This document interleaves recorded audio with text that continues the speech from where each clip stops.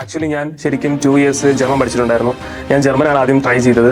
So അത് കഴിഞ്ഞിട്ട് എനിക്ക് പല സിറ്റുവേഷൻസ് കാരണം ജർമ്മൻ ഡ്രോപ്പായി. പിന്നെയാണ് ഞാൻ ESCനെ പറ്റി പരിചയപ്പെടുന്നത്. പിന്നെ ഞാൻ സഫ മാമിനെ പരിചയപ്പെട്ടു, അവരുടെ ടീമിനെ പരിചയപ്പെട്ടു. സോ ഫസ്റ്റ് മുതൽ തന്നെ പറയുകയാണെങ്കിൽ ആദ്യത്തെ സ്റ്റെപ്പ് മുതൽ തന്നെ ഇവർ ഒരുപാട് സപ്പോർട്ട് ചെയ്ത് തന്നിട്ടുണ്ട്. എൻ്റെ എല്ലാ ചെറിയ ചെറിയ സംശയങ്ങളാണെങ്കിൽ പോലും ചെറിയ ചെറിയ കാര്യങ്ങളാണെങ്കിൽ പോലും ഇവർ തരുന്ന സപ്പോർട്ടും കാര്യങ്ങളും എല്ലാം വേറൊരു ആൾക്കാരും എനിക്ക് തരാത്തൊരു സപ്പോർട്ടാണ് ഇവർ തന്നുകൊണ്ടിരുന്നത്. പിന്നെ എനിക്ക് വിസ കിട്ടിക്കേണ്ട ഓരോ അപ്ഡേറ്റ്സും ഇവർ ഞങ്ങൾക്ക് തന്നുകൊണ്ടിരിക്കുന്നുണ്ടായിരുന്നു. ഇപ്പം വിസ കിട്ടിക്കേണ്ടുള്ള കാര്യങ്ങളാണെങ്കിലും കയറി പോകുന്ന സമയത്താണെങ്കിലും ഫ്ലൈറ്റ് കയറുന്ന സമയത്താണെങ്കിലും എല്ലാ കാര്യത്തിനും ഇവർ നമ്മുടെ ഒപ്പം ഉണ്ടായിരുന്നു. അപ്പോൾ ഫ്ലൈറ്റ് കയറുന്നതിന് മുമ്പ് മാം പറഞ്ഞിട്ടുണ്ടായിരുന്നു 2 മാസം കഴിഞ്ഞിട്ട് ഞങ്ങൾ എന്തായാലും അങ്ങോട്ടേക്ക് എത്തുമെന്ന് പറഞ്ഞിട്ടുണ്ടായിരുന്നു. സോ ഇവർ വന്നു.